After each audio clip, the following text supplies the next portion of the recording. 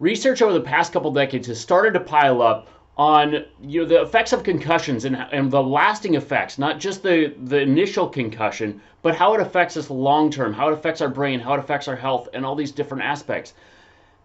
More research is starting to come in on how subconcussive forces, those forces that we take that don't actually cause a concussion, but it's starting to show that there are symptoms and are long-lasting issues because of those subconcussive forces.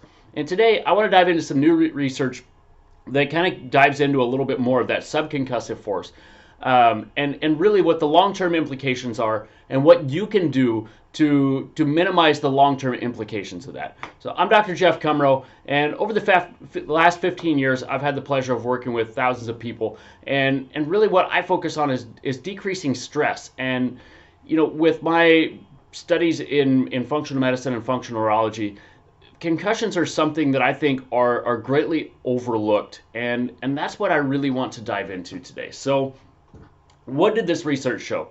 So this research went into military practitioners and even police practitioners, those that are doing the actual work of going in and blasting into places. So it was looking at like SWAT and things like that when you look at police. But it took these people that were having PTSD and memory issues, brain fog, different things like that after they did any kind of blast training. And in this blast training, they would be a safe distance away. They were, I don't remember if it's 12 meters away, I believe, which is considered a safe distance on this. But you've got the blast wave that comes off an explosive, right? So it explodes and that blast wave comes out, and that still has an impact on the brain. Now, what happens when this is the case? Just like in football. Football's the classic example of what happens when we're faced with subconcussive forces. So we hit our play, you hit your head on most every play in football, right? It's not a concussion, but each one of those takes its toll. The more of those that you have over the course of your lifetime, the more likely you are to have diagnoses of things like chronic traumatic encephalopathy, PTSD, memory issues, whether that's Alzheimer's, Parkinson's, whatever that may be. The more blows to the head you take, even if they do not cause a concussion, cause long-term lasting mental health challenges, whether that is dementia or mental health challenges like depression and things like that. You're at greater risk of those. And the thing about that is, if you get diagnosed with one mental health disorder, you're 2 to 30 times more likely to get another. So this is something that is very, very important to know, right? But this blast training, basically what they looked at on this is they took blood from those people that were around the blast training, the instructors, the people that were going through the training, all of these, they took blood from them within a couple of hours of actually being through the training. And what the blood showed is that there were bacteria in the blood that there should not have been. And what this indicates is that there is a leaky blood-brain, or leaky gut. And when you have a leaky gut, it leads to a leaky blood-brain barrier as well. So different things have access to the brain that they're not supposed to. They go together. So if you have the leaky gut, you end up with a leaky brain. If you have a leaky brain, leaky gut goes with it. They're one and the same. And it's important to have that barrier, because that barrier not only protects us from some of this bacteria and viruses and different things like that shouldn't have access to the brain or the body, but it also exposes us to antigens like gluten or dairy or different things like that the body is a little bit more selective in how it lets in. This can lead to food intolerances. This can lead to food allergies. This can lead down a different path for a lot of different things. So said in a different way, this leads to a ton of inflammation. What is the common link between any kind of disease? Inflammation. The inflammation is there in any disease process. So very, very important to know. Now, we're going to mix this up and go with a different direction here. So Peter Attia frequently talks about how he started doing something very, very fun back in the day. And it's just something like, well, a kid comes up with this, right? It's just something that you just start doing and it never ends. But he takes 2 eggs when he's making his omelet and he cracks them together.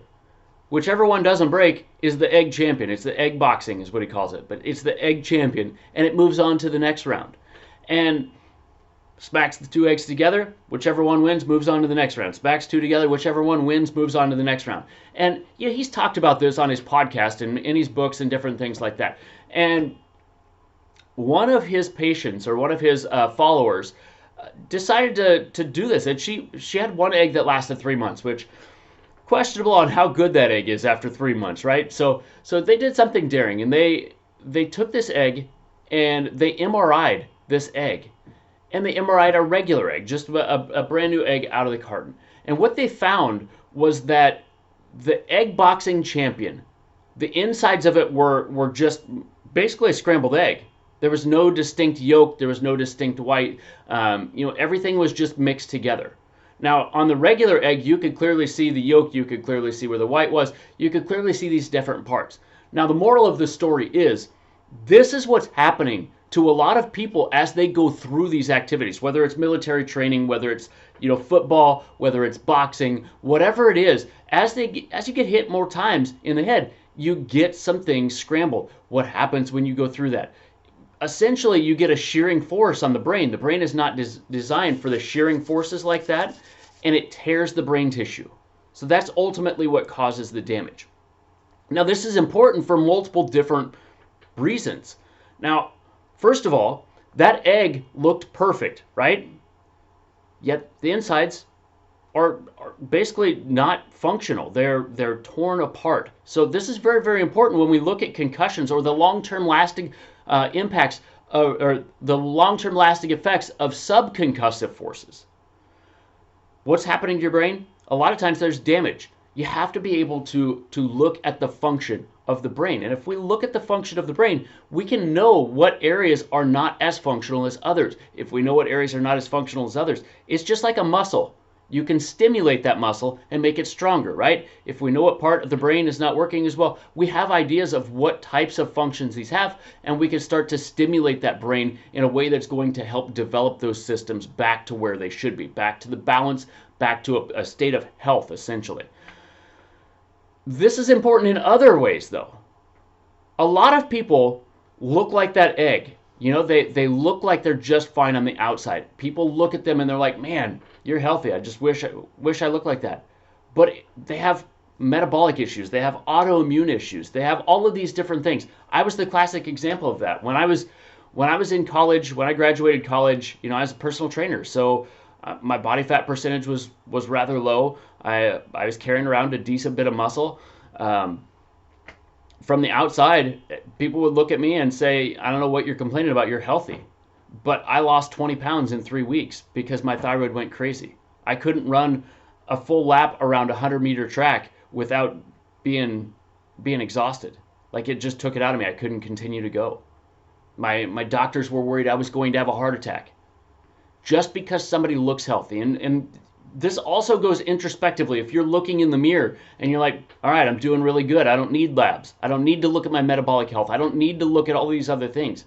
It can be something that hides other things underneath it, right? So this is why we have to get the lab work. This is why we have to do the neurological testing. This is why we need all of those other things to kind of make sure that we're moving in the direction that we want to move. And if we're not moving in the direction we want to move, that's where we can intervene. So take this in two ways. Just because everything looks fine doesn't mean there's not an underlying issue. And the other thing is, if you've had those damages, if you've been exposed to repeated blows to the head, or you have repeated things that have happened to your body that there is some sort of trauma there, we need to keep an eye on that. We need to continually track that, whether it be through lab work or functional testing or whatever it may be, to make sure that we give you the optimal output. And once we know where you're at, as far as labs, as far as examination, as far as these different things, we can come up with a customized plan to get you back to where you need to be. But that plan has to be customized to you, because what works for everybody else isn't going to work specifically to you, because different networks are going to be affected. Different types of therapies are going to work for you. Different epigenetic expression and experiences are going to change how you respond to things. So that is ultimately the biggest thing, is make sure that you're not being fooled by the external